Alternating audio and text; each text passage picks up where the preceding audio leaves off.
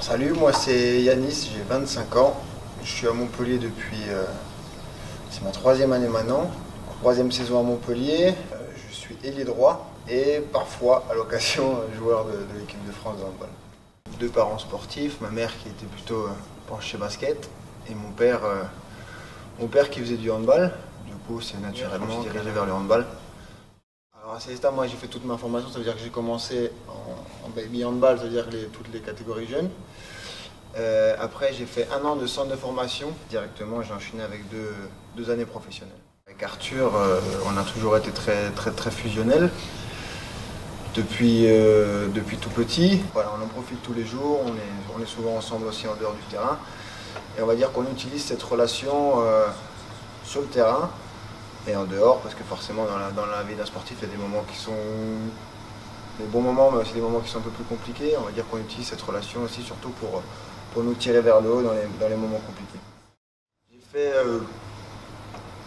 plusieurs étapes en UNSS. Tout d'abord à Célestat, là où j'étais au collège. J'ai participé au championnat de France UNSS.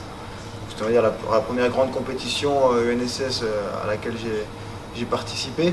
C'était vraiment un super souvenir de partir avec des copains du collège. Je jouais avec des garçons qui ne faisaient même pas de handball en club, parce que c'était l'objectif aussi de l'UNSS, de partager des moments avec des sportifs aussi qui ne jouaient pas en club.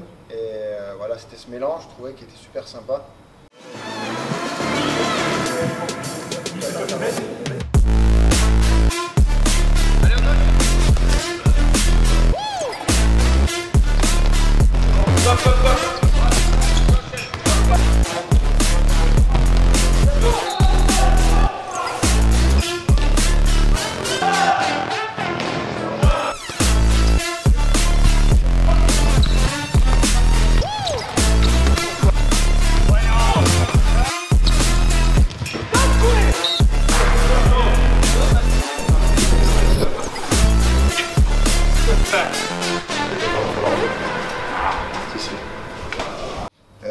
Depuis tout petit, c'était un objectif. Moi, j'ai un souvenir que quand je jouais en moins de 12, moins de 14, je parlais avec mon père, on était dans la voiture et je lui demandais tout le temps est-ce que tu penses que je pourrais être professionnel un jour, etc. Et il me disait toujours si tu le veux, tu pourras être professionnel.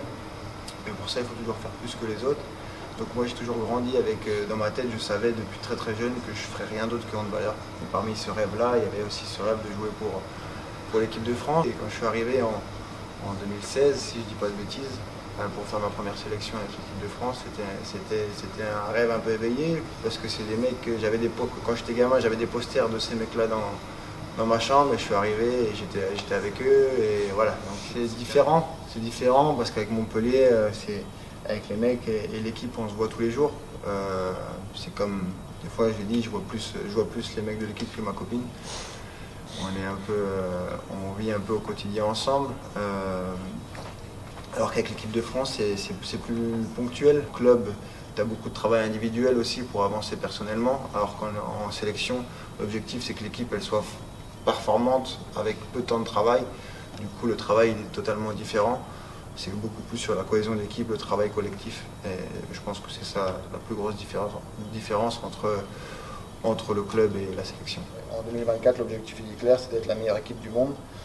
Et sur ces 2 prochaines années, de faire grandir ce groupe. Le travail et la discipline, je pense, voilà. Je pense que je sais où je veux aller et je sais ce que je dois faire pour y arriver. Il faut mettre en question, garder la tête froide aussi, de jamais se croire arriver, parce qu'un jour tu peux être bon, mais le plus dur c'est d'être bon de nouveau le lendemain. Puis mes défauts, peut-être un manque de confiance en moi, toujours tendance à voir meilleur celui que j'ai en face. Le mental, dans le sport de niveau, je pense que ça représente énormément. Ça représente une grande partie du travail. C'est tout aussi important que le travail physique ou le travail technique. Et je pense que j'ai énormément de progrès à faire à ce niveau-là.